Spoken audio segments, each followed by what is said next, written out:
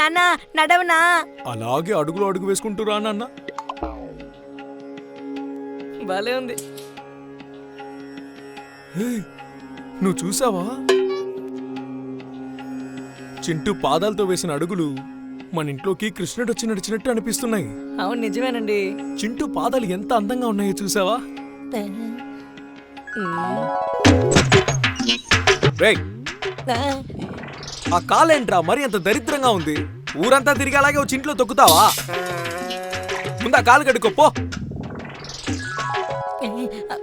నడు నడు నడు. సరే నడుస్తాను నాన్న.